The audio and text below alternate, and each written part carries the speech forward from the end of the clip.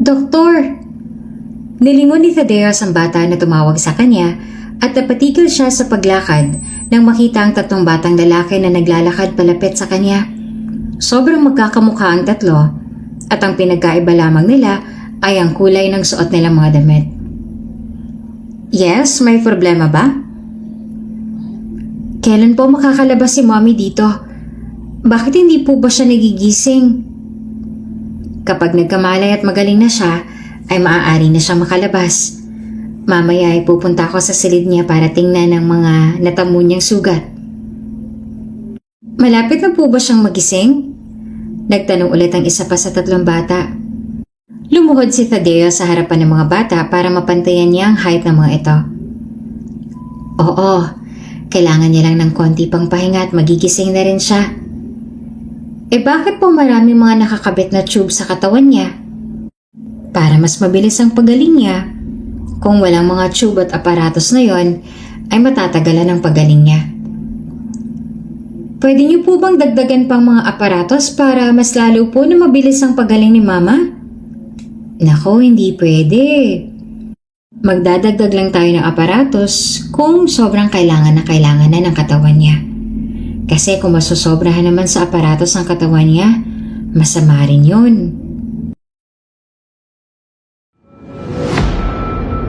Kung bago ka pa lang sa channel na ito, Ate Jane TV, huwag kalimutang pindutin ang notification bell and subscribe button.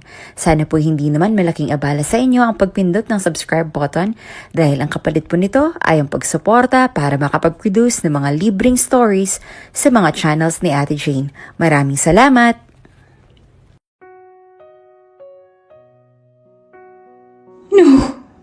No, Fabian! Hindi mo ako pwedeng iwan! Fabian! How can they do this to you? Malakas ang bawat pagsigaw ni Lorenzo Vasquez habang yakap-yakap niya sa kanyang bisig ang duguan niyang asong si Fabian. 16 na taong gulang pa lamang si Lorenzo noon at ang makita ang kanyang alagang aso na siyang laging nasa tabi niya mula bata pa lang siya na duguan at wala ng buhay ang isa sa pinakamahirap para sa kanyang tanggapin. Ang aso niya lang ang tanging hindi humusga sa kanya. At ngayon na wala na ito ay hindi niya na alam kung paano niya pa matatanggap. Labis sa sakit at galit ang nararamdaman niya. Galit na galit siya dahil paano nagawa ng mga tao na saktan at patayin ang walang kalaban-laban niyang aso. How can they do this to you? How can be people so heartless? Patuloy sa pag-agos ang kanyang mga luha na para bang wala ng katapusan.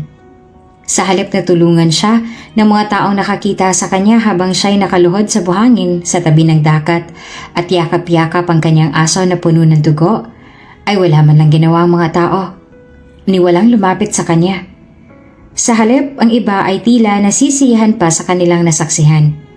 Masaya silang makita na ang nag-iisang anak ng mayaman na pamilya sa kanilang lugar, ang mga Vasquez, ngayon ay naluluha dahil sa pagkamatay ng alagang aso na sila ang may kasalanan. Tinakbo ni Lorenzo ang kanyang alaga sa pinakamalapit na veterinary. Ngunit huli na ang lahat. Huli na para mailigtas si Fabian. Tuluyan ang binawian ang alaga niyang aso dahil sa mga walang awang tao sa kanilang nayon. Dahil sa kanila'y nawala si Fabian. Dinamay nila si Fabian. At ang mga may kasalanan sa pagkamatay ng aso niya ay hindi man lang napanagot dahil wala siyang matibay na ebidensya para matukoy kung sino ang dapat niyang panagutin.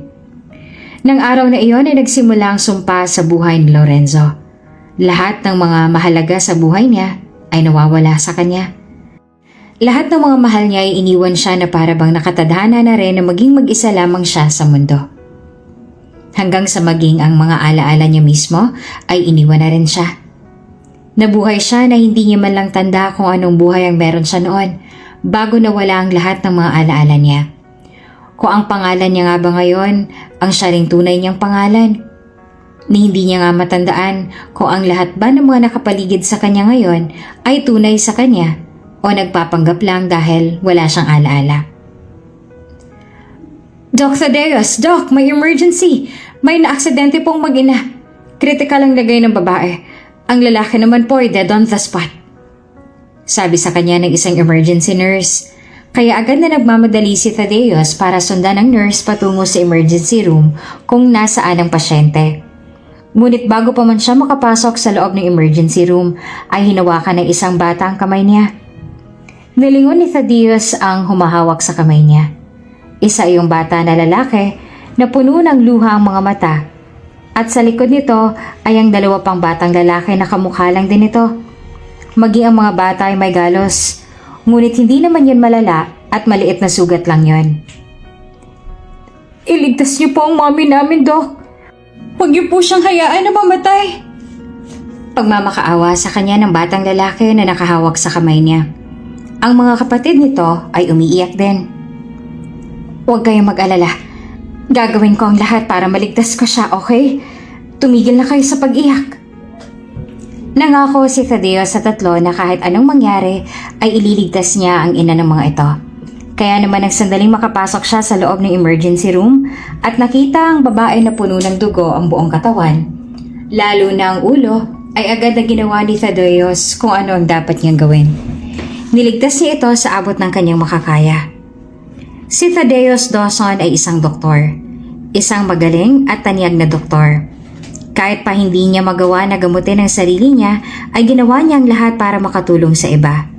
Ngayon ay ginagawa niya rin ang lahat para maligtas ang babae dahil alam niya na may 3 anak itong naghihintay at umaasa na makasama pa ng mas matagal ang kanilang ina.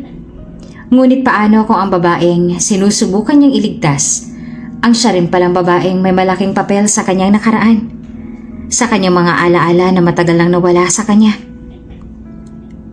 Doc, ayos lang po ba kayo? Hindi nakagalaw si Thaddeus habang nakatingin sa pilat ng babae na nasa kanyang harapan. Maayos na ang lagay nito. Nalinis na nila ang lahat ng sugat nito sa katawan. Wala lang itong malay ngunit may mga aparatos nang nakakabit sa katawan nito. Ngunit nang makita ni Thaddeus ang pilat sa noon ng babae, ay tila ba naging statue siya at nakatitig lang dito. Biglang kumirot ang ulo niya at bumalik sa isipan niya ang mga masasayang alaala. Hindi iyong ganong kalinaw. Para bang sobrang tagal na ng mga alaala na yon na hindi niya na masyadong maaninag ang mukha ng babae at lalaki na nasa alaala niyang yon. Pero natatandaan ni Thaddeus ang tawa ng babae na para bang isa yung musika sa kanyang pandinig. Bakit? Hindi mo ba ako kayang mahalin?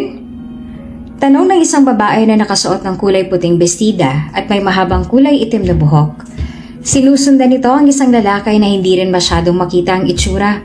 Ngunit ang dalawa ay nasa isang malawak na lupain na puno ng mga naglalakihang punong kahoy.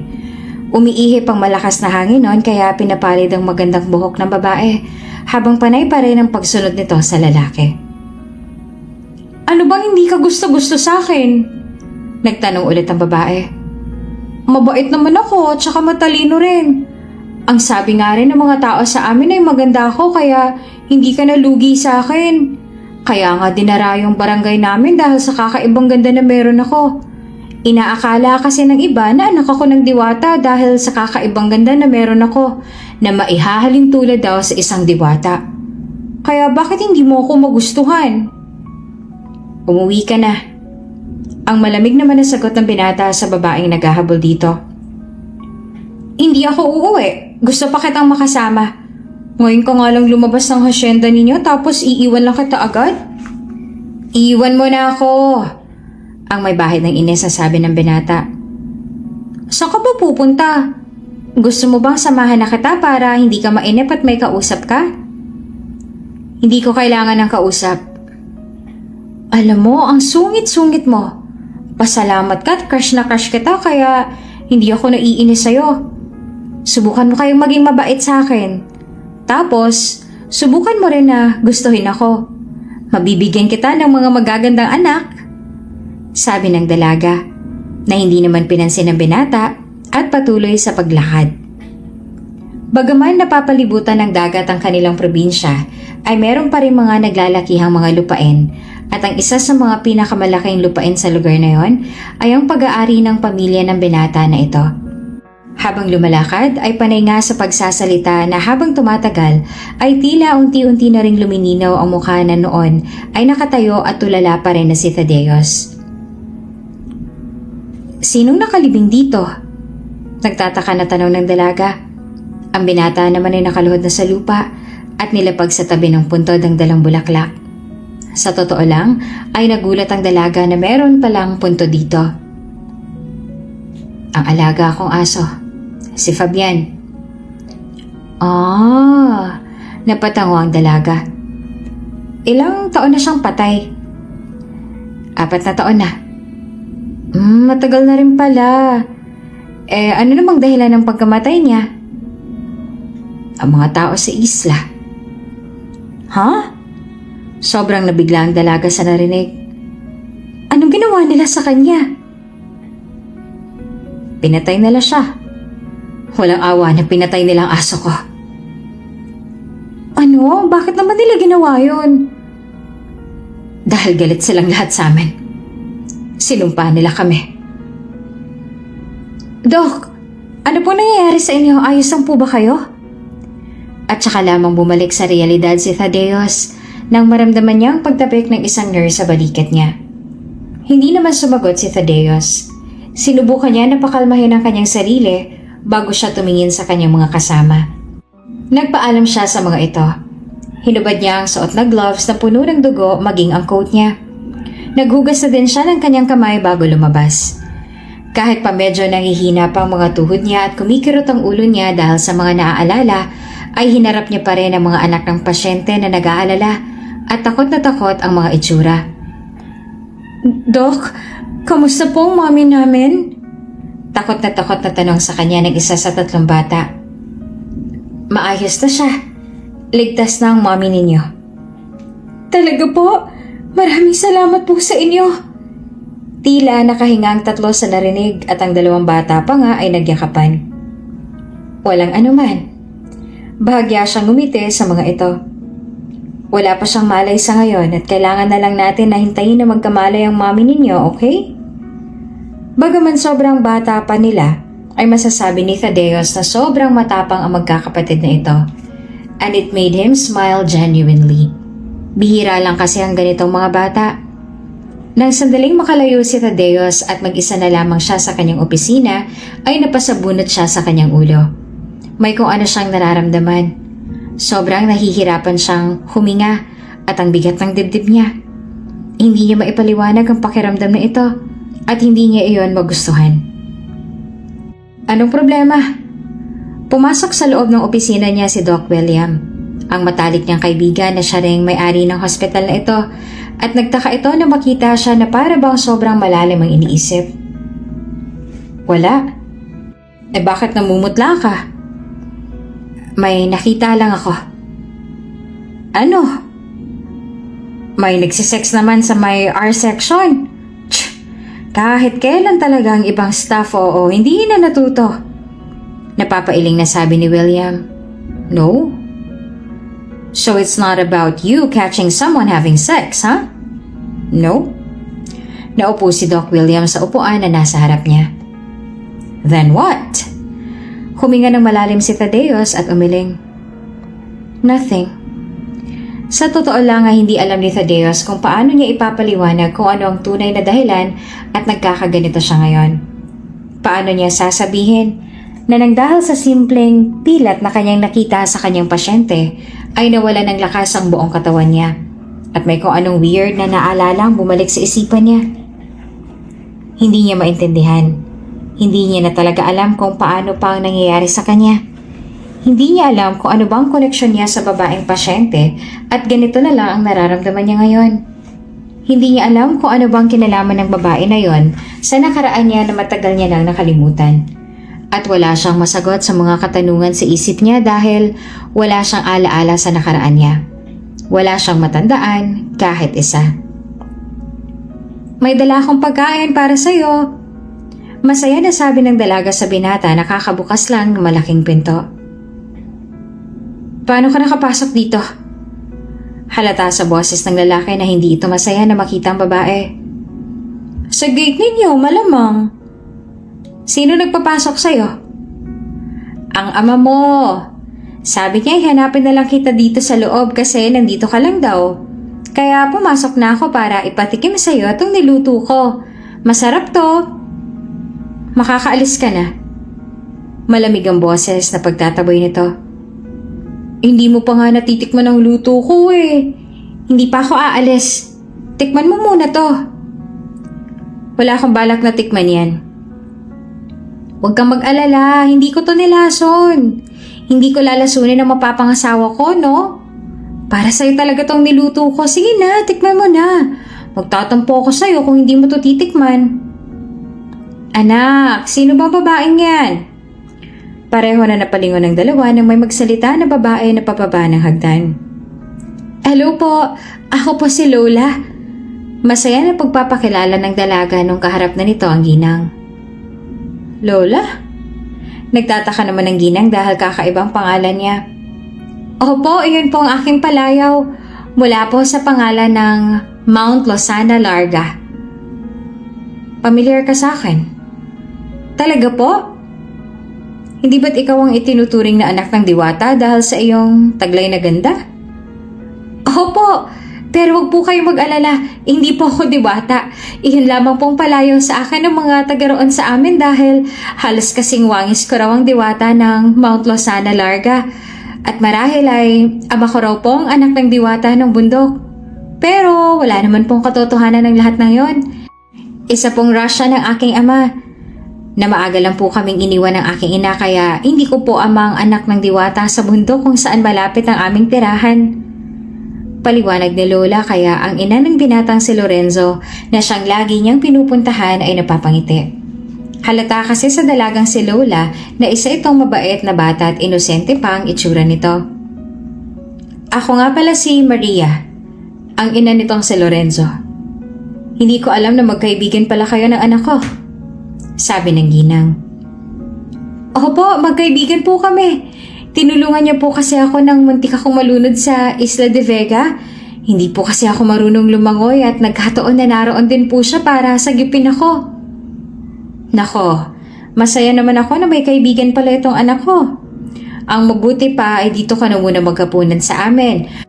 Para naman makapag-usap pa tayo ng matagal tungkol sa inyong dalawa. Hindi ka naman siguro busy, ano? Nako, hindi po ma'am. Gusto ko nga rin po kayo na makakwentuhan.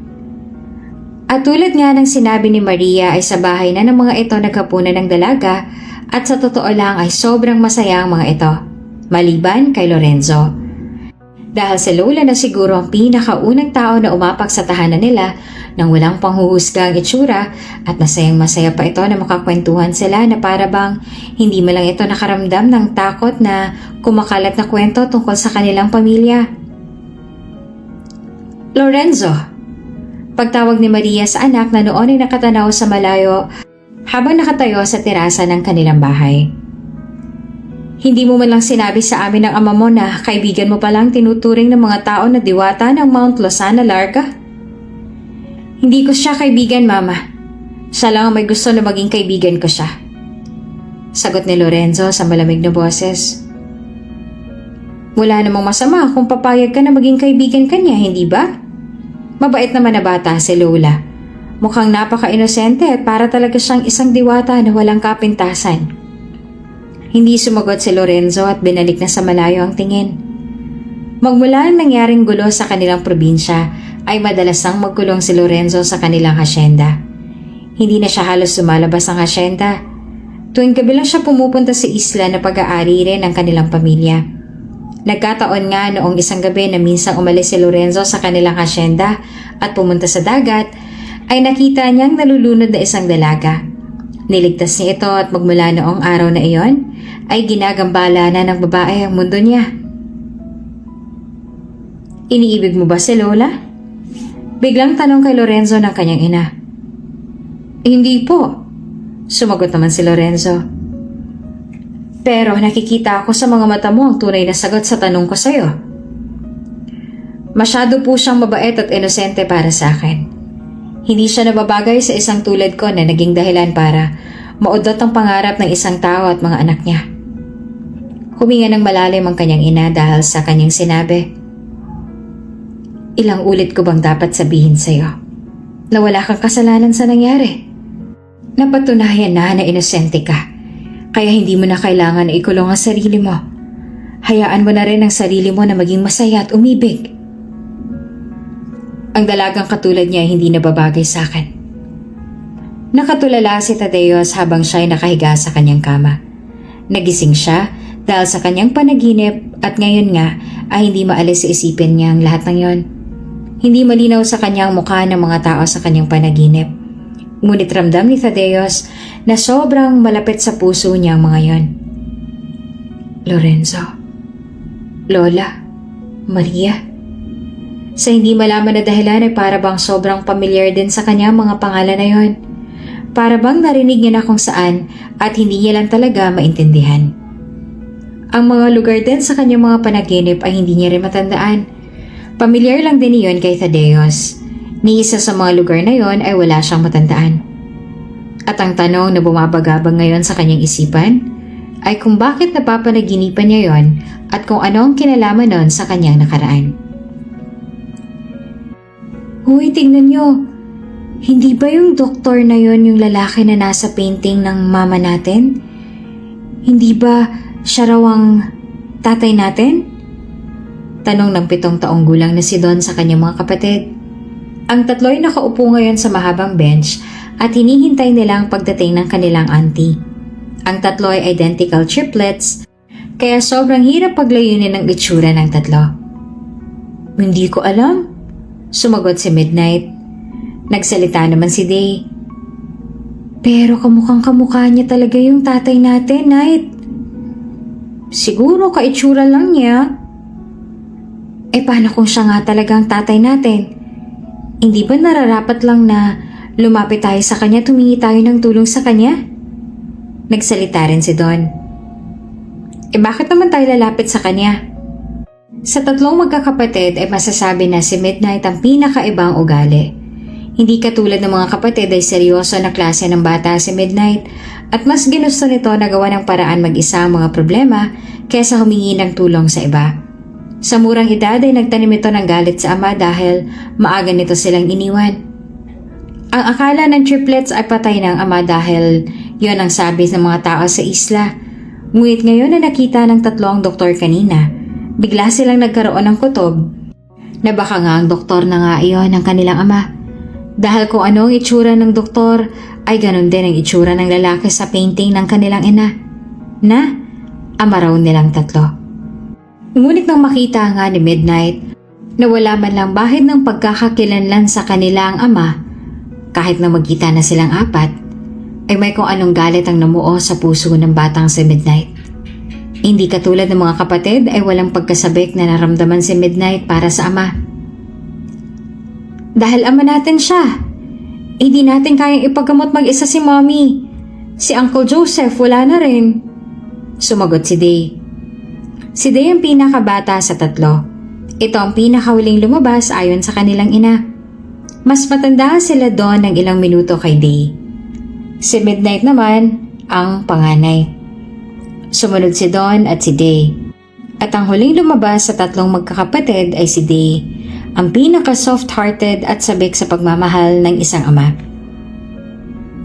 Hindi niyo ba nakikita? Hindi niyo nga tayo nakilala. Bakit tayo hihingi ng tulong sa isang tao na hindi naman tayo nakikilala?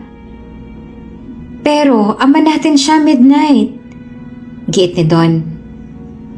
Hindi natin siya ama. Hindi siyang ama natin. Hindi niyo ba narinig ang mga sabi-sabi ng mga tao sa probinsya nun bago tayo umalis? Matagal na raw patay ang ama natin dahil ang kanilang eroplano ay bumagsak. Pero sabi ni Mommy, hindi naman patay ang ama natin. Wala raw patunay na namatay nga siya sa aksidente na yon, kaya posible na buhay pa siya. At ang doktor na yan, maaaring siyang tatay natin. Sabi naman ni Day. Sinabi lang yan ni Mommy para hindi tayo masaktan dahil wala tayong tatay tulad ng ibang mga bata. Isa pa, kung tatay nga talaga natin yung doktor na yon, di sana nakilala niya tayo. Nagtanong si Don. Paano niya tayo makikilala gayong hindi niya naman alam na nagkaroon siya ng anak? Imposible na hindi niya malaman ang tungkol sa atin. Lalo pa ang sabi ng lahat sa isla ay ubod ng yaman ng ating ama. Pero paano nga kung hindi niya nga talaga alam? Kung hindi tayo lalapit sa kanya at hindi natin siya tatanungin, Hindi natin malalaman, 'di ba? Hindi. Wala ni isa sa atin ang lalapit sa kanya at magtatanong kung siya talaga ang ama natin. Lalapit lang tayo sa kanya para tanungin ang lagay ni Mama. Anong pinag-uusapan yung tatlo? Bakit napakaseryoso nyo? Natigil lamang ang tatlo nang lumapit sa kanila ang ninang nilang si Miles at siya ring matalik na kaibigan ng kanilang ina na siyang nagbabantay sa kanilang tatlo at sa mommy nila. Wala po, Ninang. May tinanong lamang po sila. Gising na po ba si Mommy?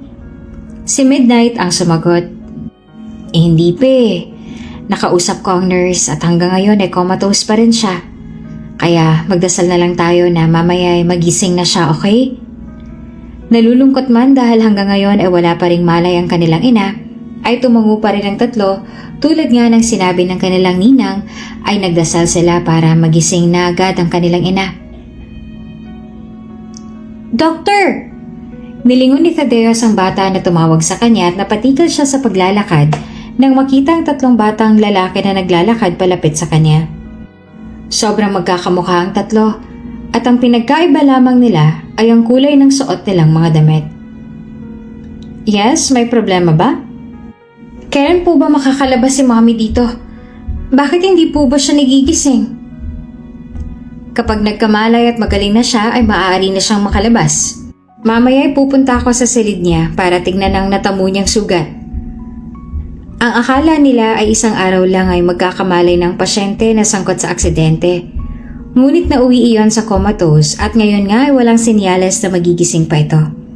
Ganun pa man, ay laging sinasabi ni Thaddeus sa magkakapatid na magiging maayos din ang ina ng mga ito para hindi sila matakot at hindi na sobrang mag-alala. Malapit na po ba siyang magising? Nagtanong ulit ang isa pa sa tatlong bata. Lumuhod si Thaddeus sa harapan ng mga bata para mapantayan niya ang height ng mga ito. Oo, kailangan niya lang ng konti pang pahinga at magigising na rin siya. Bakit po maraming mga nakakabit na tube sa katawan niya? Para mas mabilis ang paggaling niya. Kung walang mga tube at aparatos na yon, ay matatagalan ang paggaling niya. Pwede niyo po bang dagdagan ng mga aparatos para mas lalo po na maging mabilis ang paggaling ni Mama? Nako, hindi pwede. Sagot niya.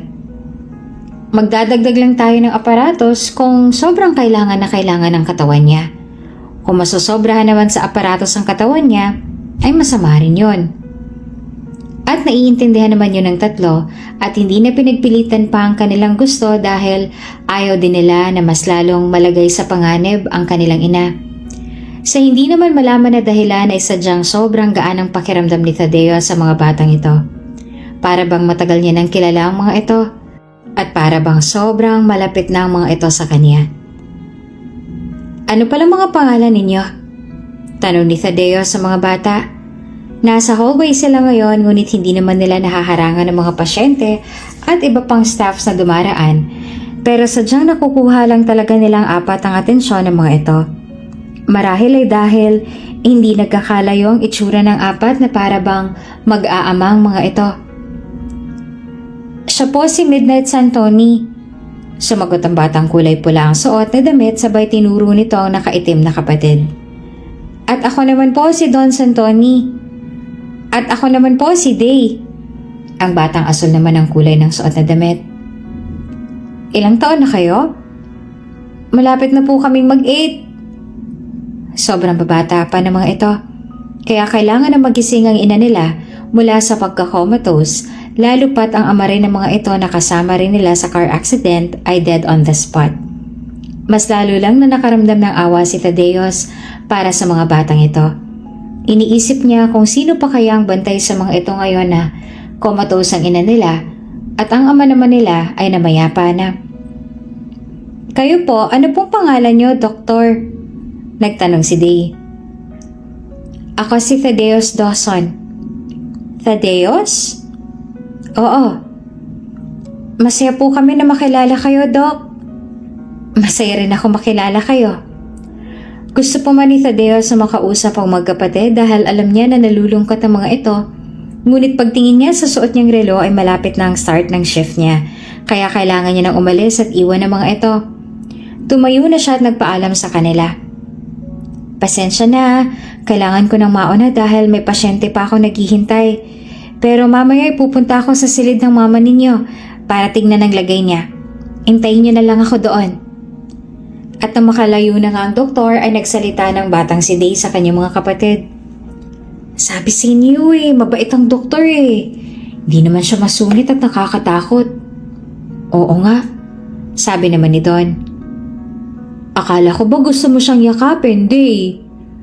Natakot ako na baka magalit siya sa akin kung gagawin ko yon. Habang masaya na nag-uusap si Day at Don, ay tahimik naman na nakatingin si Midnight na naglalakad palayo sa doktor. Ilang oras nga lang lumipas at pumasok na si Tadeo sa loob ng silid kung nasa na wala pa ring malay ang babae. Nasa loob din ang mga anak nito.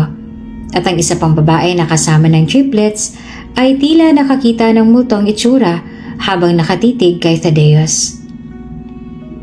Check ko lang ang lagay niya. Paalam ni Tadeo sa mga ito bago siya lumapit sa kinahihigaan ng babae. Love Lara Santoni. Iyon ang pangalan ng babae na nakalagay sa record na hawak niya. Ginawa ni Tadeo sa mga dapat niyang gawin at sinantabi na lang ang kirot sa kanyang puso. Mabuti na lang at maayos naman ang vitals ng babae at hinintay na lang talaga nila na magkamalay na ito. Napatitig si Tadeo sa mukha ng babae. Kahit napuno pa ng galos at pasa ang mukha nito, ay kapansin-pansin pa rin talaga ang kagandahang taglay nito.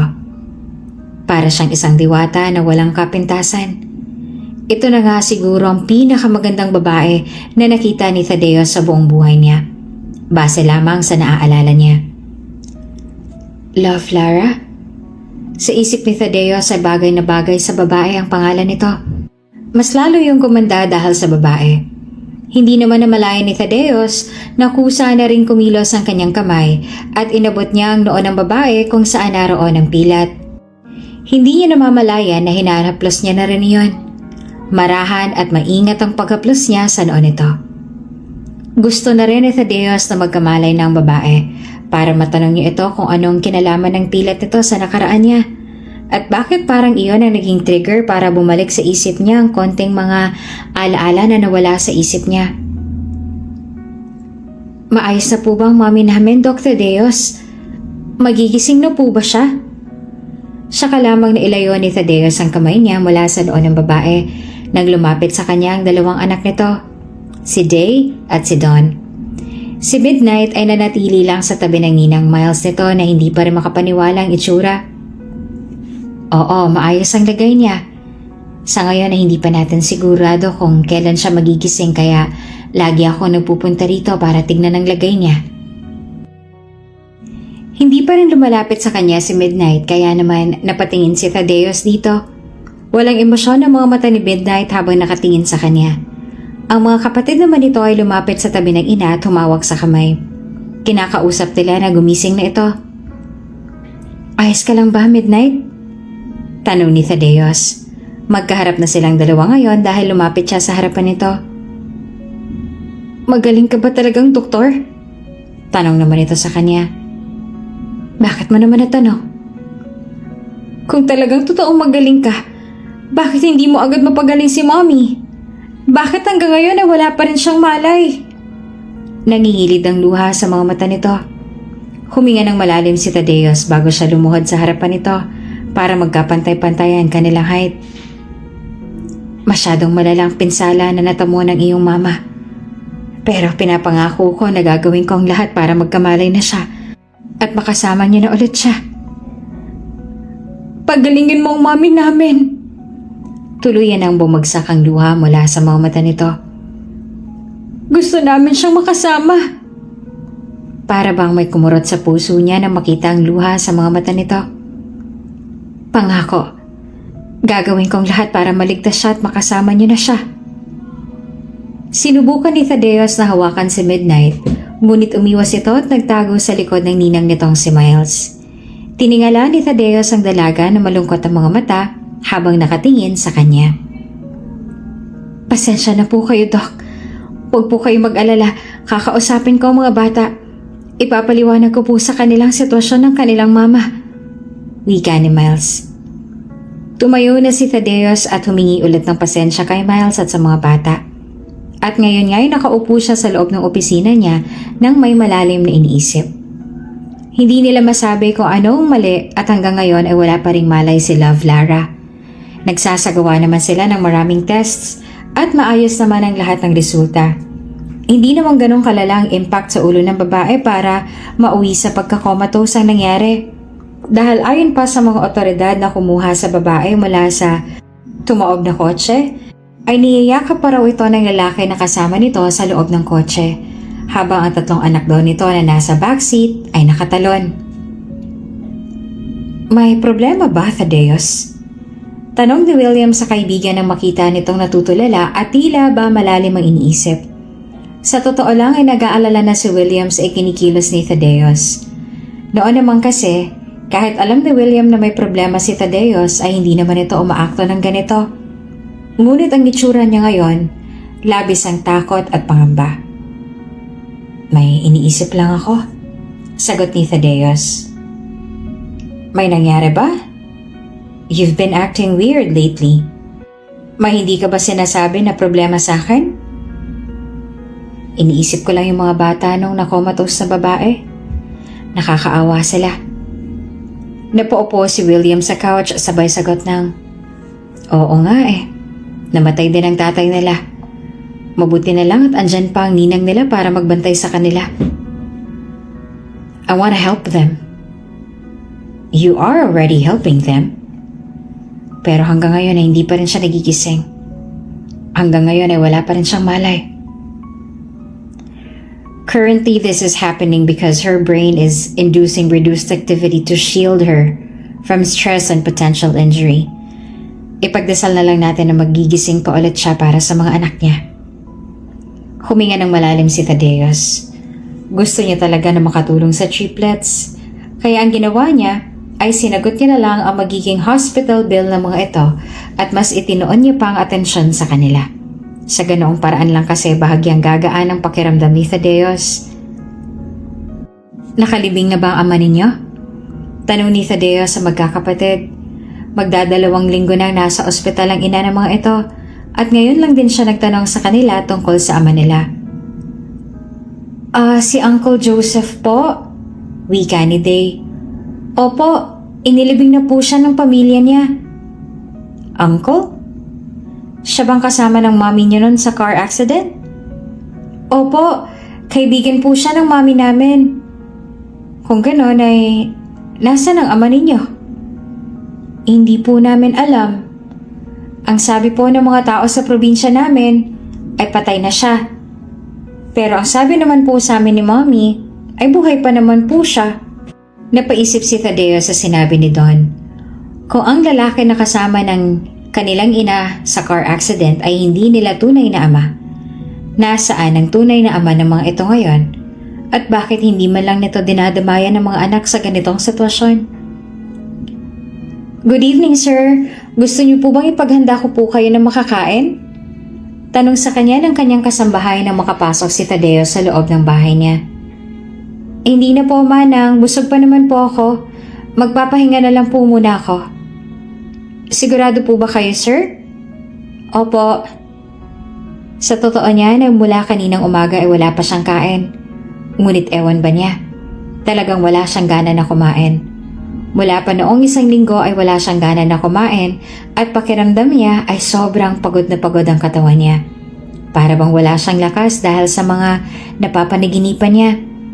Pinipilit niya lang talaga ang sarili niya na pumasok sa trabaho dahil nangako siya sa 3 bata na siya lagi ang titingin sa lagay ng kalusugan ng ina ng mga ito. Marami ang mga napapanaginipan ni Thaddeus. Lahat ng iyon ay tungkol sa buhay ng lalaking si Lorenzo at ng babaeng kasintahan nitong si Lola. At sa bawat mga pangyayari sa buhay ng dalawa sa kanyang panaginip ay para bang sobrang apektado si Thaddeus. Ang hiling lamang ni Thaddeus ay magkaroon lamang siya ng isang mahimbing na tulog nang hindi siya ginugulo ng kanyang mga panaginip para bumalik ang lakas niya at makapagtrabaho na ulit siya ng maayos. Pero hindi talaga siya pinapatahimik dahil ngayon nga ay nangyayari na naman yon. Napapanaginipan niya na naman ulit yon. Mahal kita, Lorenzo. Kahit anong sabihin ng iba, mahal kita. Naiiyak at puno ng emosyon na sabi ni Lola sa binata. Pero kung hahayaan mo ang sarili mo na mas lalo akong mahalin, ay magagalit din sa'yo ang mga tao dahil sa bintang nila sa aking pamilya. Wala akong pakialam. Kung kagalitan man ako ng buong mundo, Lorenzo, mahal kita. Kahit anong mangyari, mahal kita. Marami ang may hadlang sa kanilang dalawa. Pakiramdam nga ng dalawang pusong nag-iibigan na maging ang mundo ay humahadlang na rin sa kanilang pagmamahalan. At ang makita ang labis na paghihirap ng dalawang puso ay mas lalong nagpapahirap kay Thaddeus. Para bang hindi na siya makahinga. Hindi siya magising-gising at tagaktak na ang pawis sa kanyang noo. Pero maraming ang humahadlang sa ating dalawa. Hindi tayo pwede. Kung mananatili ka sa tabi ko, ay mas lalo ka lang masasaktan. Isusumpa ka rin ng mga tao. Ayokong nasasaktan at nahihirapan ka. Wala akong pakialam. Matigas na sagot ni Lola. Mahal na mahal kita.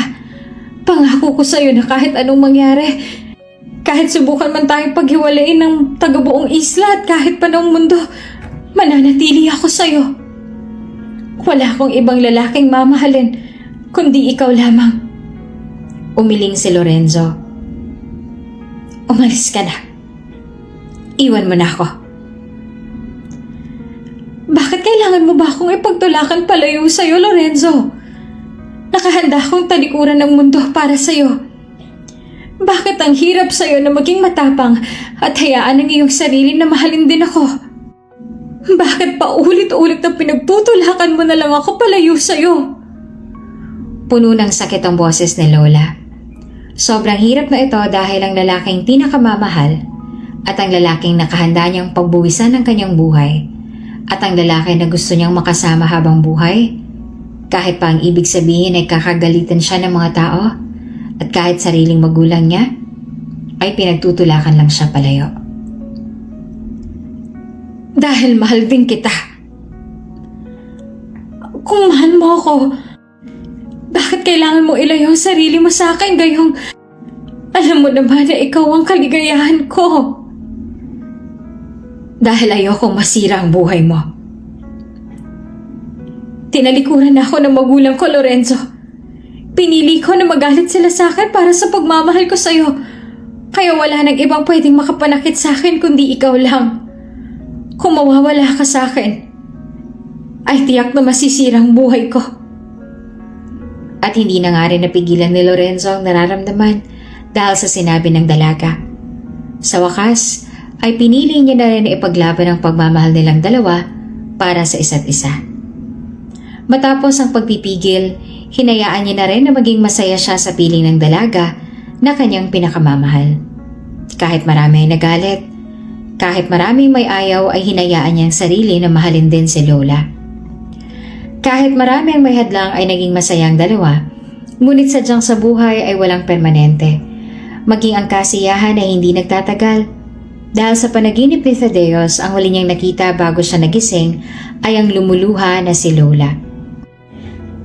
Doc, sigurado ka po bang wala pang pamilya si Doc Thaddeus? Habang naglalakad si Thaddeus ay narinig niya ang usapan ng mga nurse, kaya natigil siya sa paglalakad para pakinggan sila. Tinatanong ng mga ito si Doc William. Oo, he's single. Bakit niyo naman natanong? Hindi po ba sa ibang bansa siya nag-aral? Kamakailan lang din po kayo naging magkaibigan.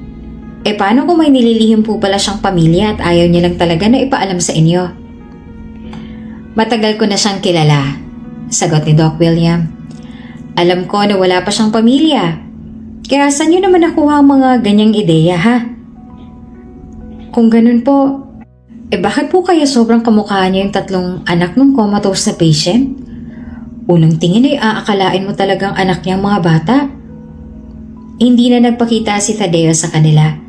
Ngayon nga ay kine-question niya rin ang sarili niya kung bakit nga ba kamukha niya mga bata na hindi niya naman kaano-ano. Hindi kaagad iyon napansin ni Thaddeus noong una.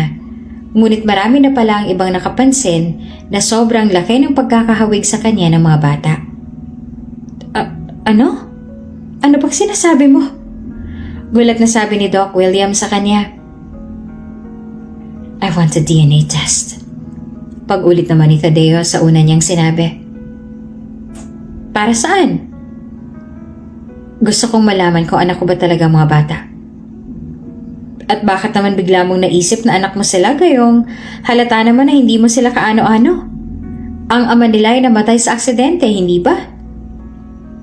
Hindi nila ama ang lalaking kasama ng kanilang nanay sa sasakyan nung na-aksidente ito. Ayon mismo yan sa mga bata. Seryoso na sinabi ni Thaddeus. At pakiramdam ko rin ay may connection sila sa akin. Hindi ko lang maipaliwanag kung anong klaseng connection itong nararamdaman ko sa kanila ngayon. Kaya, gusto ko na magpa-DNA test. I need a confirmation. Napagdugtong-dugtong ni Thaddeus ang lahat ng mga nangyayari sa panaginip niya. Bagaman hindi pa nga malinaw sa isip niya ang mukha ng mga tao roon, ay naisip niya na baka ang lahat ng mga panaginip niya ay kung ano talaga ang mga nangyari sa kanya noon. Baka yun talagang alaala niya na nawala sa kanya. At baka rin si Love Lara ang may malaking koneksyon sa nakaraan niya, kaya ganoon na lamang kagaan ang pakiramdam niya sa kanya at sa mga anak nito. Ang weird lang kasi talaga isipin na sobrang gaan ang pakiramdam niya sa mga bata kahit hindi niya pa sila lubusang kilala. Alam din kasi ni Thaddeus sa sarili na hindi siya mahilig sa mga bata, ngunit pagdating sa triplets ay sadyang magaan ang loob niya. At dahil nga sa sobrang seryoso niya sa gusto niyang mangyari, ay sinuportahan na lamang siya ni William.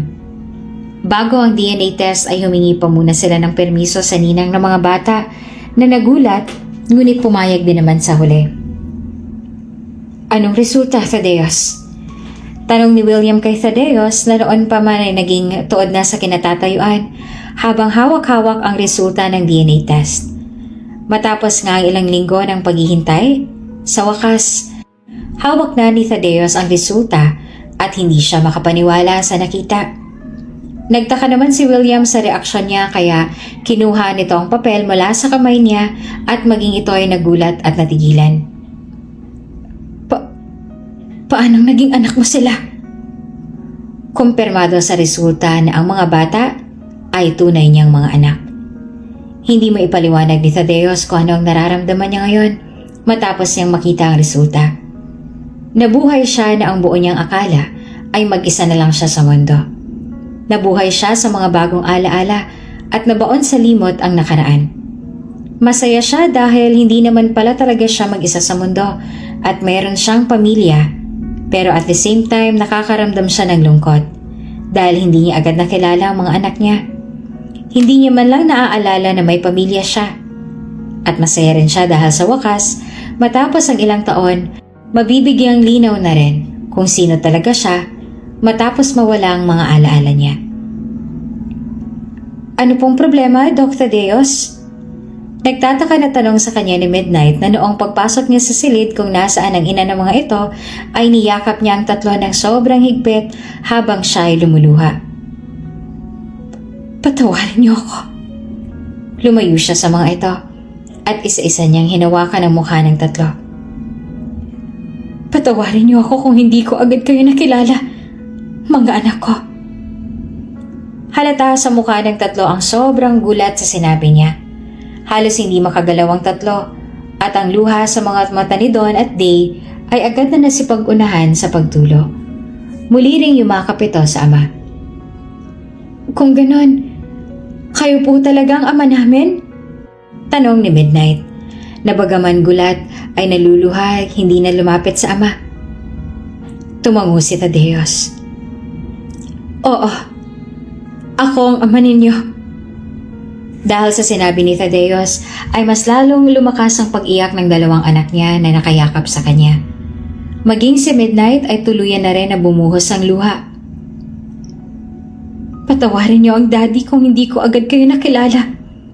Patawarin niyo ako, mga anak. Nagbigay ng space si Day at Dawn para kay Midnight para mayakap niya rin ito. May pag-aalangan ang itsura ni Midnight ngunit kalaunan ay lumapit din ito sa kanya at niyakap din siya ng mahigpit. Walang tigil sa pagbuhos sa mga luha ni Thaddeus habang nasa mga bisig niya ang kanyang tatlong anghel.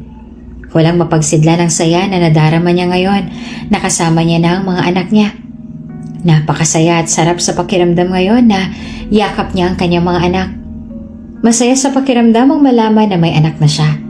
Maging si Miles sa noon ay nakatingin sa tatlo ay hindi na rin napigil ang luha.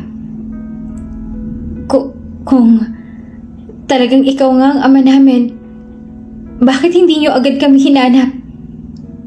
Bakit pinaniwala niyo mga kapatid ko na patay na kayo? Umiiyak pa rin na tanong sa kanya ni Midnight. Patawarin niyo ako kung nagawa ko kayong kalimutan at lumaki kayo na wala ako sa tabi ninyo. Nagkaroon ako ng amnesia dahil sa isang aksidente. Nawala ang lahat ng mga alaala ko at lahat ng mga natatandaan ko ay tungkol lamang sa mga pangyayari sa buhay ko mula nang magising ako sa ospital. 7 taon ang nakaraan. Hanggang ngayon ay hindi pa rin bumabalik ang lahat ng mga alaala ko. At ang ilan sa mga natatandaan ko ay ang tungkol sa mga panaginip ko. Ipinaliwanag ni Thaddeus ang lahat sa kanyang mga anak para hindi nila isipin na gusto niyang kalimutan sila. Matalino na mga bata ang kanyang mga anak kaya naintindihan nito ang lahat ng nangyari sa kanya. At maging si Midnight na nagtanim ng sama ng loob sa ama ay nauunawaan din ang lahat. At ang galit sa puso ng mga bata ay parang yelong natunaw nang sandaling maramdaman nito ang init sa bisig ng kanilang ama. Sa mahigit 8 taon nila sa mundo, ngayon ang unang beses na nayakap nila ang kanilang ama. Ngayon ang unang beses na narinig nila na tawagin sila nitong mga anak at marinig na sabihin nitong mahal sila nito at yun na siguro ang pinakasarap pakinggan. Sa wakas, kasama na rin nila ang kanilang ama. Susunod din sa atin si Love Lara, anak. Pinapaayos ko lang mga papeles niya dahil nagkaroon ng problema. Huwag ka nang masyadong malungkot. Hindi rin naman matagal ang proseso ng papeles at magkakasama rin agad kayo. Sabi kay Lorenzo ng kanyang ina na si Maria. Naiisip ko lang po. Magandang desisyon po ba na umalis na tayo ng bansa? Tanong pa ni Lorenzo. Tapos na ang 13 taon na sinabi sa atin ng gobyerno na kailangan nating manatili sa lugar na yon. Dapat lang na umalis na tayo para magkaroon kayo ng tahimik at maayos na buhay ni Love Lara. Gusto namin ng iyong ama na magkaroon kayong dalawa ng pamilya sa malayong lugar at mamuhay ng mga magiging anak ninyo ng malayo sa gulo at mga panghuhusga. Kasalukuyang nasa eroplano nga sila ng kanyang pamilya paalis ng bansa para magkaroon ng bagong buhay sa ibang bansa, malayo sa bangungot na meron sila sa kanilang probinsya. Ngayon lang sila nagkaroon ng permit para makaalis ng bansa dahil ang sinabi sa kanila ng government noon ay kailangan nila na manatili sa bansa at isla bilang parusa sa kanila dahil hindi sila nakulong. Hindi pa nila kasama ang kanyang kasintahan dahil nagkaroon ng problema sa papeles nito. Ngunit nangako naman si Lola na susunod ito sa kanila. Sa totoo lang, hindi magkahalong saya at lungkot ang nararamdaman ngayon ni Thaddeus. Masaya siya dahil makakaalis na siya sa lugar na nagbigay ng bangungot sa kanya at dahilan para masira ang buhay niya. At malungkot dahil iiwan niya ang lugar na kinalakihan niya na kahit pa nagbigay ng bangungot sa kanya ay nahubog naman siya na isang matatag na tao. Pero iniisip na lang ni Lorenzo na sa bagong bansa kung saan sila maninirahan ay mabubuhay sila ng mas masaya ni Lola at ng kanilang mga magiging anak. Ngunit sadyang hindi niya talaga matatakasan ang kasalanan niya. Sadyang hindi papayag ang mundo na hindi siya nahihirapan. Nagkaroon ng problema ang kanilang sinasakyan na eroplano at bumagsak yon sa malawak na karagatan. Ang huling pangalan na binanggit ni Lorenzo bago tuluyan na bumagsak ang eroplano ay ang pangalan ng babaeng kanyang pinakamamahal. Nang magising si Thaddeus mula sa panaginip niya yon ay tagaktak ang pawis sa kanyang noo at mahina ang buong niyang katawan. Hanggang ngayon ay malinaw sa kanya ang lahat ng nakita sa panaginip. At malinaw na nga sa kanya na ang tauhan sa panaginip niya ay silang dalawa ni Love Lara. Hanggang ngayon ay pakiramdam ni Thaddeus. Oo, sa totoo niyang pangalan ay Lorenzo kung paano bumagsak ang eroplanong sinakyan nila. Tinatawagan ni Thaddeus si William kahit na madaling araw na yon. Matapos malaman ni William ang dahilan kung bakit niya ito tinatawagan, ay kaagad na pumunta sa bahay niya si William at doon ay ipinaliwanag nito ang lahat sa kanya. Sinabi nito na ang magulang ni William ay kaibigan ng kanyang mga magulang. At ang huling bilin sa kanila ng magulang niya bago sila binawian ng buhay ay ang tulungan at iligtas siya. Hiniling din nila na ilayo siya sa lugar na kinalakihan niya para malayo siya sa mga nagnanais na gusto siyang saktan dahil sa kasalanan na hindi niya naman sinadyang gawin. Nangako rin si William sa mga magulang nito na gagawin ang lahat para tulungan at protektahan siya sa abot ng makakaya dahil iyon din ang huling hiling ng mga magulang nito bago sila mamatay. Matapos ang 2 taon na comatose siya, ay nagising siya sa katauhan ni Thaddeus na walang ala-ala na nag-aaral ng pagkadoktor. Ngunit wala ring nagawa si William noong ginusto ni Thaddeus na tumira sa Pilipinas matapos maging isang ganap na doktor. Hindi mapigil ni William ang kapalaran ni Thaddeus na makasama ang mahalagang tao sa buhay nito. At siguro nga isang magandang desisyon ang naging pasya niya na suportahan si Thaddeus na bumalik ng bansa dahil makakasama na nito ang triplets nito. Sa wakas ay hindi na nararamdaman ni Thaddeus na mag-isa lang ito sa mundo. I want to know everything about my past, sabi ni Thaddeus matapos niyang marinig ang lahat ng paliwanag ni William sa kanya. Sigurado ka bang handa ka nang malaman ang lahat patungkol sa nakaraan mo? Marahan naman na pagtango ang sagot niya. Gusto ni Thaddeus na maalala niya ang lahat at masagot ang mga katanungan niya na bumabagabag pa rin sa kanya. Gusto niyang malaman kung ano ang punot dulo ng lahat at bakit nauwi sa ganon ang kanilang buhay.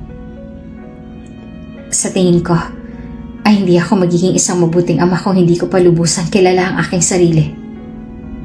At pumayag si William na tulungan siya nito.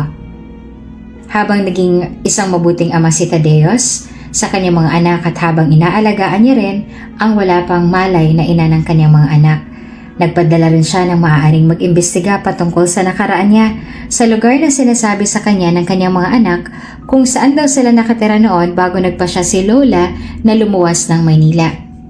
At ngayon ay kaharap na nga nilang matanda na dati raw kasambahay ng kanyang mga magulang. Ang matanda na maaaring makasagot sa lahat ng mga katanungan ni Thaddeus. Kung ganon, ikaw na palang nag-iisang anak ng mga mababait kong naging amo noon. Maluha-luha pa na sabi ng matanda habang nakatingin sa kanya.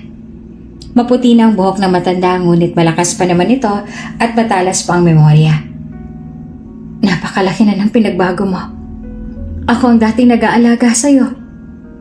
Pag-abala mga magulang mo sa kanilang mga trabaho. Ang kaso nung umalis kayo para sa ibang bansa tumira, hindi ako nakasama sa inyo dahil may mga apo rin ako na kailangang alagaan at hindi ko sila maaaring iwan. Masaya akong makita na maayos ka at nagawa mong makaligtas mula sa trahedya. Sinubukan ni Thaddeus na halukayan ang lahat ng maaari niyang mahalukay sa isip niya. Baka sakaling matandaan niya ang matandang ito, ngunit kahit anong gawin niya ay wala siyang matandaan. Ni hindi nga niya tanda kung sinong matanda na ito. Sumakit na lang ang ulo niya sa kakaisip, ngunit sadyang wala siyang matandaan. Napansin naman ni William ang discomfort sa mukha niya na para bang may gusto siya na alalahanin, ngunit kahit anong gawin niya ay wala siyang matandaan kaya nagsalita ito para ipaliwanag sa matanda ang nangyari. Wala po siyang maalala tungkol sa nakaraan niya. Nabura po ang lahat ng mga alaala niya dahil sa natamo niyang pinsala noon, kaya hindi po niya matandaan ang lahat ng mga sinasabi niyo ngayon. Bumakas ang awa sa mukha ng matanda dahil sa narinig. Pasensya na at hindi ko alam na ganun pala nangyari sa'yo. Ayos lang po yun. Masaya rin po ako na dahil sa mga sinabi niyo ay nagkaroon ako ng ideya tungkol sa akin nakaraan. Nagsalita pa si William. Kaya ka po namin ipinadala dito dahil may mga katanungan kami na nais itanong sa inyo para mas mabigyan na rin ng linaw kung ano ba talagang nangyari kay Thaddeus o Lorenzo matapos ang aksidente na nangyari sa kanila at bago na walang alaala niya. Batid ni Thaddeus na magiging mahirap tanggapin para sa kanyang magiging revelation pero hinandanan ni Thaddeus ang sarili sa mga maaari niyang marinig. Ang pamilya ng mga Vasquez ay pinakamayaman sa Isla de Vega. Ngunit ganun pa man ay maraming nagtataka sa mga buhay nila dahil sa kanilang estado sa buhay. May impluwensya sila, kaya naman ay maraming nainggit sa kanila. At maraming may gusto na mawala sila kahit na mabait naman ang pamilya nila. Noong ang kanilang nag-iisang anak ay 8 taong gulang pa lamang, ay ang isa sa mga dating tauhan ni Don Vasquez ang kumidnap dito. Ayon sa ibang mga kasambahay noon ay nagawa yun ni Rene dahil nagalit ito nang tanggalin ito sa trabaho ni Don Vasquez. Pero kung tutuusin ay kasalanan niya rin yun dahil sa pagiging tamad niya sa trabaho. Nagawang makatakas ni Lorenzo mula kay Rene at nakakuha rin ng bata ang baril ni Rene. Noong binalak ni Rene na patayin ang kawawang bata, ay mabilis na naging kilos noon ng 8 taong gulang pa lamang si Lorenzo.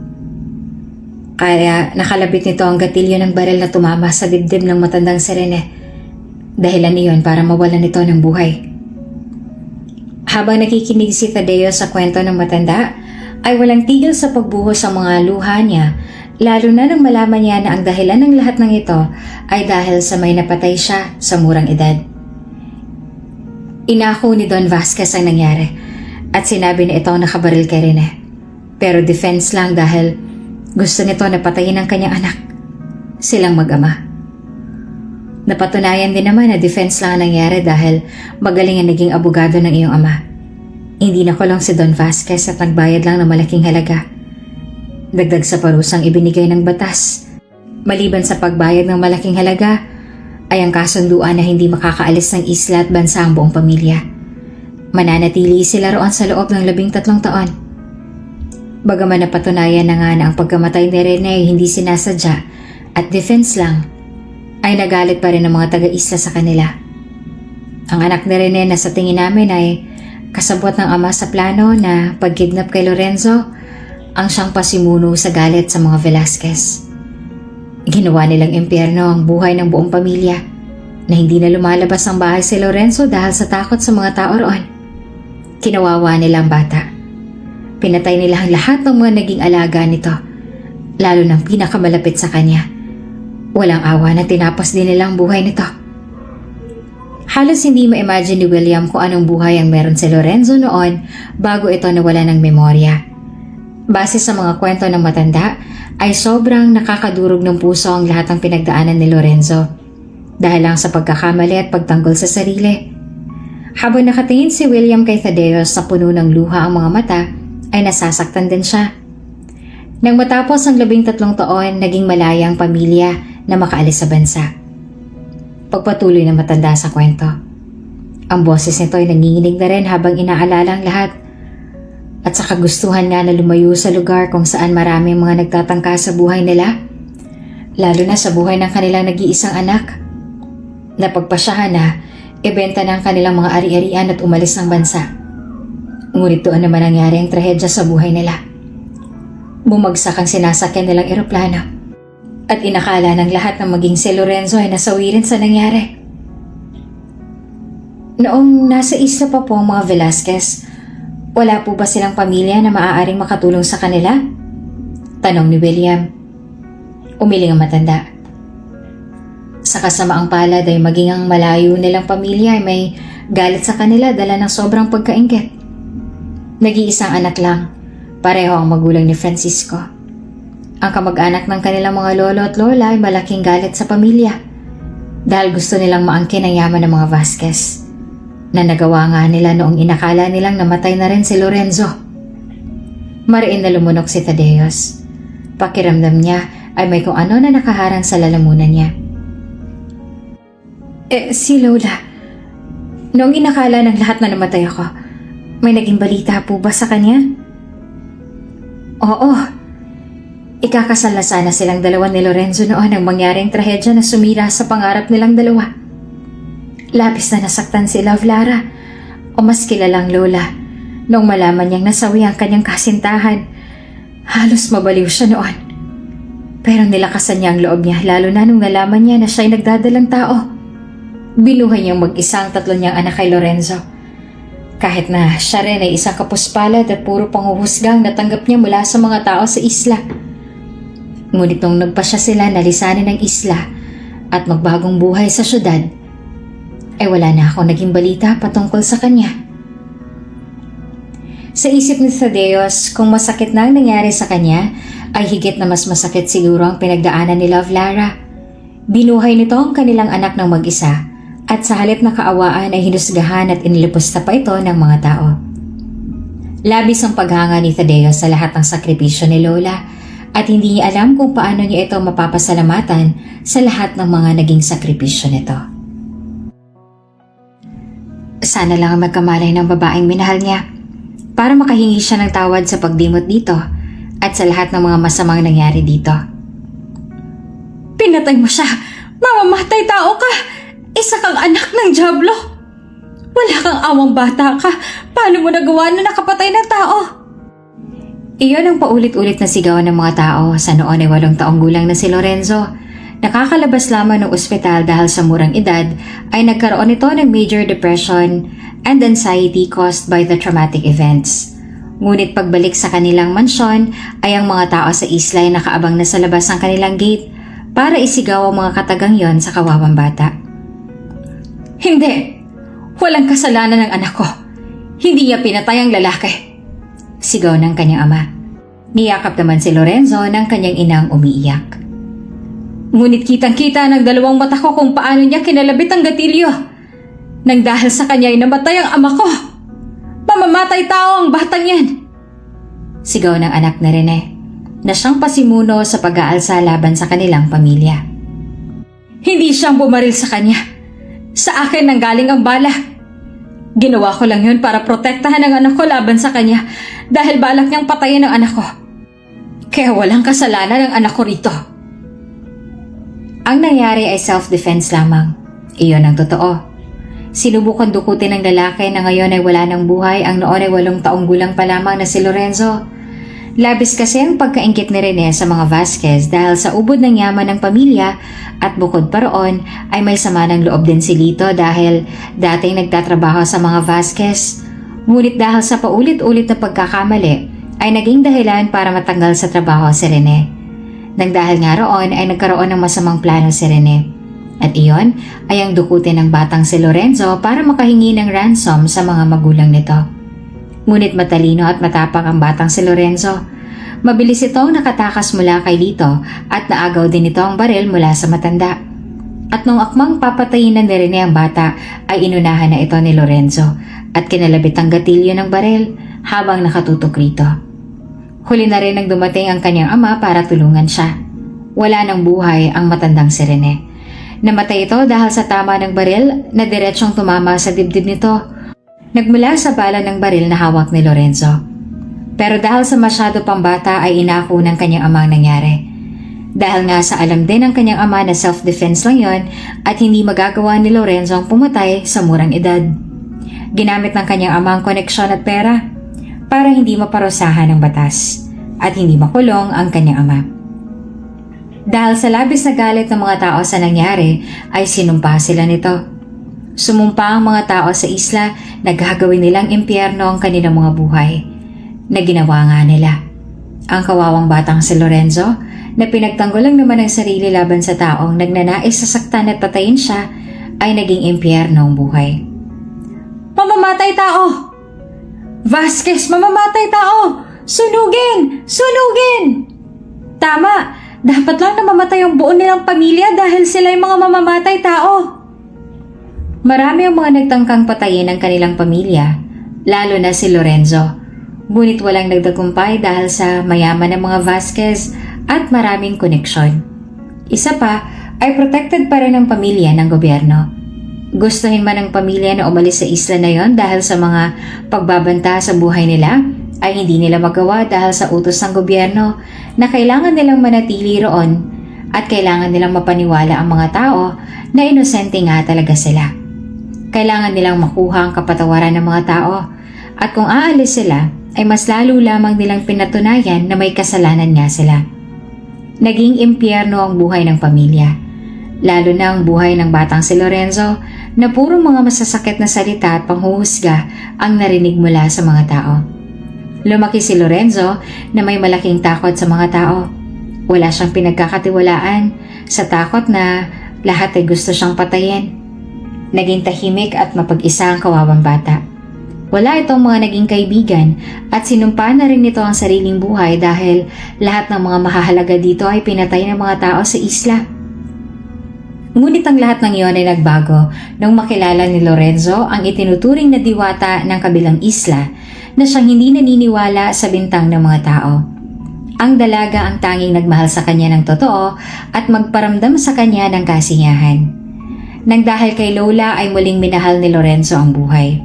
Muling nagkaroon ng saysay ang buhay niya, pero hindi naman nagtagal ang lahat dahil noong masaya na silang dalawa, noong handa na silang magpakasal at bumuo ng sariling pamilya, ay saka naman ang mundo na mismo ang humadlang sa kasiyahan nilang dalawa. Daddy, bakit parang sobrang tagal lang natutulog ni Mommy? Tanong sa kanya ng kanyang anak na si Day habang buhat-buhat niya ito. Konting tiis pa ha, at magigising na rin ang mommy ninyo, okay? Huwag na lang kayong titigil sa pagdasal para sa mabilis niyang paggaling. Opo, Daddy. Every night po kami nagpipray na sana po ay gumaling na si Mommy para po makasama na po natin siya para makomplete ng family na po tayo. Sabi naman ni Don. Mabilis nga naging malapit sa kanyang mga anak at hindi rin siya nahirapan sa pag-a-adjust sa mga anak niya dahil mamabait silang bata. Si Midnight lang ang medyo malayo ang loob sa kanya noong una. Ngunit nakuha niya rin ang loob nito kalaunan at ngayon nga ay halos ayaw na humiwalay sa kanya ng kanyang mga anak. Sobrang na-enjoy ni Thaddeus ang pagiging ama sa mga anak niya. Dati noong wala pang mga alaala niya, ay hindi sumagi sa isip niya na magkakaroon ng sariling pamilya.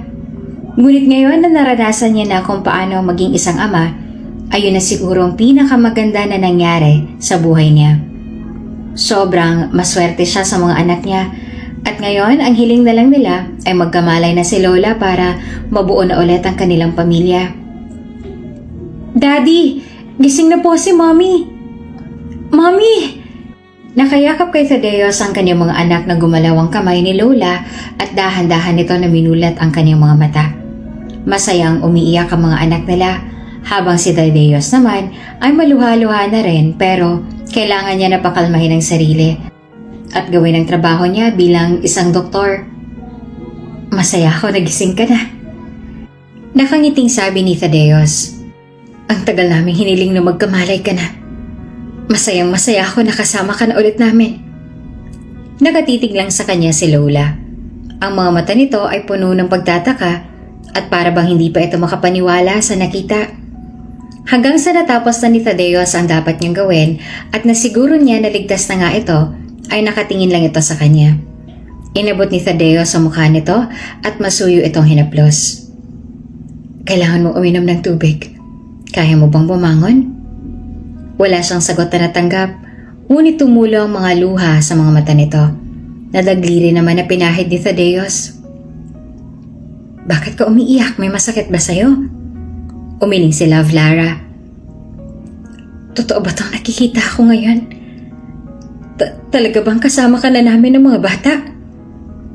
Mahina pa ang boses nito at mas lalo yung humina dahil sa pag-iyak nito.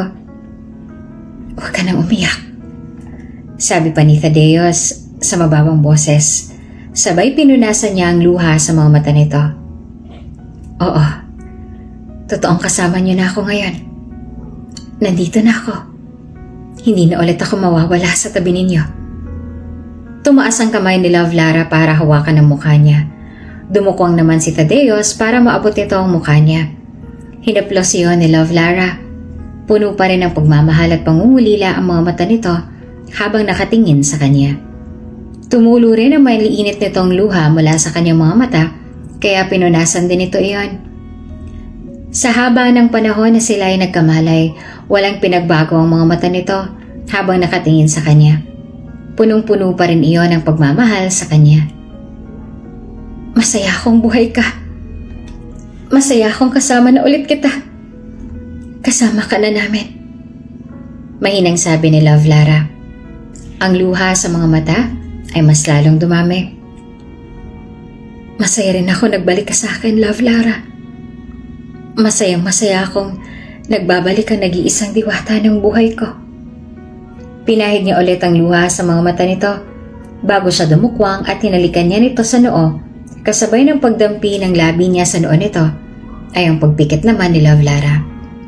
Masayang masaya rin ang kanilang mga anak at sa unang pagkakataon ay nagyakapan silang pamilya. Doon ay napuno ng masayang halakhakan ang silid na dati puno ng pag-aalala. Maging si William at si Miles ay naging sobrang masaya rin nang maabutan ang masayang pamilya. Hindi lubos akalain ni Love Lara na darating ang araw at makakasama nila ang mga anak niya ni Lorenzo o Thaddeus na ngayon ang pangalan. Ang buong akala niya noon ay nawala na sa kanyang minamahal at ang makasama ito ay sa panaginip niya na lang mangyayari dahil hindi na ulit mangyayari iyon.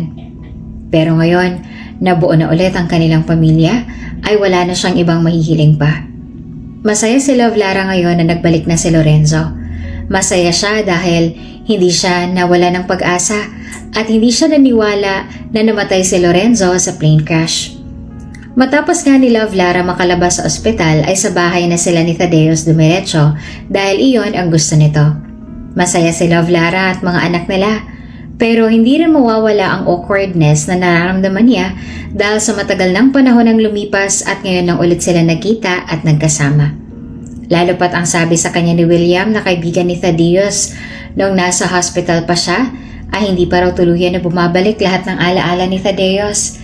Kaya hindi siya sigurado kung hanggang ngayon ay pareho pa rin sila ng nararamdamang dalawa. Hindi rin naging madali kay Love Lara na tanggapin na nasawi sa aksidente ang kaibigan niya si Joseph. Nakausap niya ang pamilya ni Joseph at hindi naman sila nagalit sa kanya dahil alam naman nila ang nangyari ay aksidente at walang may gusto noon. Good morning! Nakangiting bati sa kanya ni Thaddeus na makapasok siya sa loob ng kusina. Kagigising lang ni Love Lara at kanina pa lang sa hagdan ay may naaamoy na siyang mabangong aroma ng bagong luto na pagkain. Ang akala niya ay isa sa mga kasambahay ni Thaddeus ang nagluluto. Pero nabigla siya nang makita na si Thaddeus ang nagluluto. May gusto ka bang kainin? May niluto ako para sa'yo.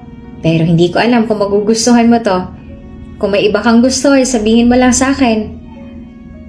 Hindi na. Okay na yan. Sagot niya naman sa nahihiya na boses. Base sa nakikita niya sa nakapatong sa sink ay omelette ang niluto nito. Are you sure? Makakapagluto pa naman ako ng ibang dish, maaga pa naman. Okay na yan. Anong oras pa lang pasok mo? Hindi ka na dapat nagluto at baka malate ka pa sa trabaho. Mamaya pang pasok ko. Hindi pa ako malilate dahil maaga pa naman.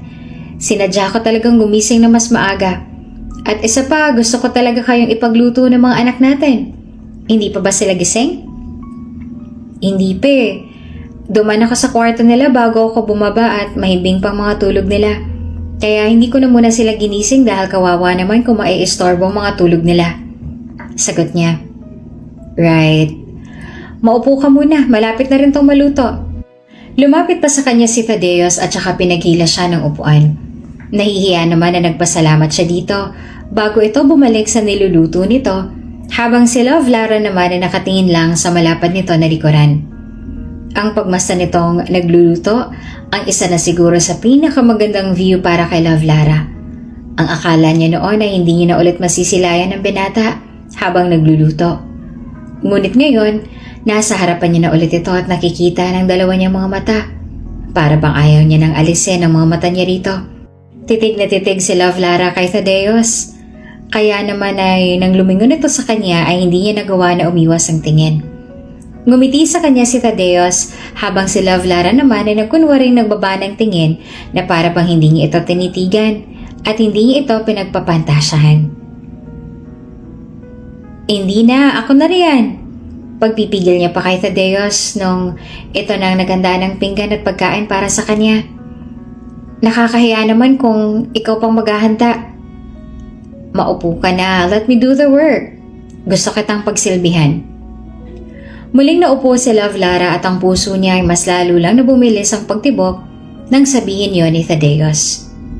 Ewan niya rin ba at sobrang lakas talaga ng epekto nun sa kanya. Salamat. Ngumiti lang ito sa kanya at pinagpatuloy ang ginagawa. Iyon ang mga ngiti na sinasabing masaya talaga ito sa ginagawa na pagsilbihan siya dahil abot yon sa mga mata nito. Magmula na makalabas siya sa ospital at sa bahay nito tumuloy ay para bang kamahalan ng turing sa kanya ni Thaddeus. Walang oras na hindi siya nito pinagsilbihan na ang gusto pa nga nito ay mag-hire ng nurse na titingin sa kanya habang nasa trabaho ito na hindi naman pinayagan Love Lara dahil magaling naman na siya at kayang-kaya naman niyang alagaan ang sarili. Ni halos ayaw pa siyang pakilusin ni Thaddeus na kung siguro ay hahayaan niya lang na mangyari ay bubuhatin siya nito at dadalhin kung saan niya gusto. Bukod pa roon ay isa ring napakabuti na ama nito sa kanilang mga anak. Kahit napagod sa trabaho ay talagang naglalaan ito ng oras sa kanilang triplets. Nagkaroon na rin sila ng masinsinan na pag-uusap na dalawa tungkol sa mga nangyari noon at inamin ni Love Lara na anak nga talaga ni Thaddeus ang triplets. Kahit na alam naman na talaga nito ang totoo, mas gusto niya kasi na marinig ni Thaddeus ang lahat mula mismo sa bibig niya. Sinabi niya rin na wala siyang ibang naging kasintahan maliban dito at ang lalaki na kasama niya noon nung araw ng aksidente ay kaibigan niya. Oo nga pala, mamaya ay darating ang tutor ng mga bata. Imporma sa kanya ni Thaddeus habang sila ay kumakain. Hindi na nila hinintay ang mga anak nila na siguro ay mahimbing pa rin ang mga tulog dahil sa pareho silang gutom at may trabaho pa si Thaddeus. Naisip ko kasi na ipa-homeschool na lang muna silang tatlo dahil alam kong ayaw pa nilang malayo sa atin ng matagal. Gusto kong maging komportable muna ang mga anak natin at ayaw kong pilitin nila ang kanilang mga sarili. Salamat at iniisip mo ang mga bata. At wala na sigurong masasarap pa sa pakiramdam na malaman na sa lahat ng desisyon na ginawa ni Thaddeus ay lagi nitong iniisip ang kapakanan ng kanilang mga anak. Iniisip din kita, sabi nito habang diretso na nakatingin sa mga mata niya. Gusto kong maging komportable kayo ng mga anak natin. Pasimple naman ang kinagat niya ang ibaba ng labi para pigilan ang ngiti niya. Salamat, Lauren Thaddeus. Pwede mo akong tawagin sa kahit anong pangalan. Kung saan ka mas komportable. Ayos lang sa akin. Salamat, Lorenzo. Ngumiti naman ito sa kanya habang siya ay mas lalong sumaya dahil na-miss niya rin talaga itong tawagin sa pangalan na nakasanayan niya. Naging maayos pa ang tulog mo? Nanibago ka ba sa kwarto mo? Gusto mo ba na sa kwarto ko matulog mamaya? Ha? Kagabi nag-request ka sa akin ng mga bata na kung pwede sa kwarto ko sila matulog mamayang gabi. Kaya naisip ko kung doon ka rin matutulog, mas masaya. Pero kung doon ako matutulog, masisira ang bonding niyong mag-ama. Bonding natin yon bilang isang pamilya. Wala ka masisira. At pumayag nga siya na sa kwarto rin ito matulog mamayang gabi. Bigla tuloy siyang na-excite na maggabi na, kahit pa kakagising niya pa lang. Una pa lang kasi gusto niya nang makatabi si Lorenzo dahil nga sa sobrang miss na miss niya na ito. Kumain ka na para mas mabilis kang lumakas. Mataas ang energy ng mga anak natin. Udyok pa nito sa kanya. Ikaw din.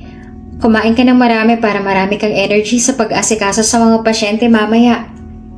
Yes, ma'am. Nakangiti namang sabi ni Lorenzo. At ilang sandali pa ay pumasok na sa kusina ang kanilang triplets na magulo pa ang mga buhok dahil bagong gising. Humalik sa pisngi nila ang tatlo at si Lorenzo ay agad na pinaghanda ng breakfast ang kanilang mga anak. Ang pagsilbihan at alagaan ni Lorenzo ay sobrang nagpasaya sa puso ni Love Lara dahil feeling niya ay mahal pa rin siya nito at mas lalo pang sumaya ang puso niya nung bago pumasok sa trabaho si Lorenzo ay humalik pa ito sa labi niya. Nang sandali nga na maglapat ang kanilang mga labi ay hindi siya makagalaw dahil hindi siya makapaniwala. At sa trabaho naman ay sobrang energetic ni Thaddeus o ni Lorenzo. Magmula nang malaman niya na may anak siya ay kasama niya na ngayon sa bahay niya ang kanyang pamilya ay wala na siguro makapantay sa katuwaan niya. Hey babies, having fun? Pareho silang tatlo na napatingin kay Thaddeus nang marinig ang boses nito. Naglalakad palapit sa pool kung nasaan sila. Kanina lang ay nasa loob ito ng opisina dahil may online conference ito. Tapos na siguro kaya lumabas na. Nakasuot na lang ito na ngayon ng sando at short at halos malaglag ang panga ni Love Lara. Bihira niya lang kasi itong makita na casual lang ang suot. At higit na mas gwapo ito kung casual lang ang suot nito. Mabuti na lang at nahuli niya ang kanyang sarili at hindi siya napatulala dito. Daddy! Nag-swimming po kami nila, Mommy. Hali po kayo. Sali po kayo sa amin. Aya ni Day sa ama. Okay, wait for me. Halos malaglag naman ang mga mata ni Love Lara nang hubarin ni Lorenzo ang suot na sando. Kaya kitang-kita niya ang ganda ng katawan nito. At abs. Noon pa man ay maganda na talaga ang katawan ni Lorenzo. Ngunit mas gumanda nga lang talaga ngayon at gusto na ni Love Lara na palandasin ang palad niya sa abs nito. Bahagya naman na tumaas ang gilid ng labi ni Lorenzo nang mapansin na nakatitig siya sa katawan nito kaya agad na nag-iwas ang tingin si Love Lara at nagkunwari na may iba siyang pinagkakabalahan sa tubig. Tumalon si Lorenzo sa tubig at lumangoy palapit sa kanila. Ginulat pa nito ang mga anak. Daddy! Tinakot mo naman po kami! Gulat nilang sabi na tinawanan lamang ng ama. Maingay silang 5 habang naglalaro sa pool. Maging ang ilan sa mga kasambahay na napapadaan at naririnig ang tawanan nilang pamilya ay napapangiti na rin. Ang ganda naman kasi talagang pagmasdan ng masayang pamilya at ang sarap pakinggan ng masayang tawanan ng mga bata. Napatili na lang si Love Lara dahil sa gulat noong paglangoy niya ay may kamay na pumulupot sa kanya mula sa kanyang likuran. Inahon ni Lorenzo ang ulo at ngumisi sa kanya. Samantala, tumawa naman ang kanilang mga anak na noon ay nasa may hagdan. At pakiramdam ni Love Lara, kahit nasa tubig siya ay nasusunog ang pisngi niya, lalo na nang bumulong si Lorenzo sa tenga niya. Got you, baby. Humalik pa ito sa tenga niya. At sa totoo lang, hindi na rin alam ni Love Lara kung paano niya pa mapapakalma ang mabilis na tibok ng puso niya dahil kay Lorenzo. Lalo pat sa sumunod na mga araw ay mas lalo pa itong naging malandi sa kanya. Araw-araw siyang ninanakawan ng halik at nilalandi. Hindi naman sa ayaw ni Love Lara ang ginagawa nito. Sa totoo nga niyan ay gustong-gusto niya. Pero kung magpapatuloy sa laging ganong kabilis ang tibok ng puso niya, baka magkasakit na talaga siya sa puso. Kasalukuyan na nasa loob sila ng kwarto ni Lorenzo dahil kanina ay bigla itong nagsabi na gusto nitong makausap pero nang makapasok siya sa loob ng kwarto ay wala naman itong sinabi sa kanya at niyakap lang siya ng mahigpit. Namiss kita. Namiss kita ng sobra. Mahal ko. Masaya ako nakasama na ulit kita. Bulong sa kanya ni Lorenzo habang nakayakap ito mula sa kanyang likuran. At masaya si Love Lara na marinig yon mula dito, kaya umikot siya paharap dito. Inabot niya ang mukha nito at kinulong yon sa palad niya. Namiss din kita. Sobra ako nang ulila sa'yo. Mahal ko. Ngumiti sa kanya si Lorenzo bago yumuko at nilapit ang mukha sa kanya. Nagtagpo ang kanilang mga labi at sumayaw sa musika na sila lang dalawa nakarinig. Hanggang sa inosenteng halik na yon ay uminit na halos ayaw na nilang maghiwalay. Matapos ang mahabang panahon na pagkawala ay inangkin ulit siya nito at wala namang pagdadalawang isip na binigay ni Love Lara ang sarili sa lalaking pinakamamahal. At matapos ngayon ay laking gulat ni Love Lara nang bigla na lamang lumuhod sa harapan niya si Lorenzo at naglabas ng singsing. Mahal na mahal kita, Love Lara. Ang akala ko, kasabay ng pagkawala ng mga alaala ko, ay nawala rin ang pagmamahal ko sa iyo. Ngunit hindi ka nilimot ang puso ko. Mahal kita. Mahal na mahal kita. At ikaw pa rin ang nag-iisang babae na gusto kong makasama habang buhay. Ikaw pa rin ang nag-iisang diwata na nais kong makapiling hanggang sa pagtanda ko. Ang mawalay sa iyo ng mahabang panahon ay isang masamang bangungot na ayaw ko na ulit na mangyari. At ngayon na binalik ka na ng Diyos sa buhay ko, hindi na ulit kita pakakawalan pa. So, will you marry me? And allow me to be with you for the rest of our lives? Hindi na napigilan ni Love Lara ang kanyang mga luha. Oo naman, pakakasalan pa rin kita. At kahit ilang beses mo nasubukin ng mundo ang pagmamahal ko sa'yo, Walang sawa na hihintayin pa rin kita ng paulit-ulit. Mahal na mahal din kita, Lorenzo. At pakakasalan kita kahit saan mang simbahan. Bago nila itinuloy ang naudlot nilang kasal, ay niresolba muna ni Lorenzo ang mga isyu nito sa Isla de la Vega at sa wakas, matapos ang napakahabang panahon, nalinis na rin nito ang pangalan dahil inamin din ng anak ni Rene kung ano nga bang totoo, na ang pagkamatay ng ama nito ay dahil sa self-defense at hindi sadya. Ganun pa man, kahit nasira ang buhay ni Lorenzo dahil doon ay pinili niya pa rin na patawarin ito dahil mas gusto niya na ibaon sa limot ang lahat ng mga masamang nangyari sa kanila noon at magsimula ng panibago at masayang buhay kasama ang kanyang pamilya at bilang si Dr. Lorenzo Tadeos Vasquez.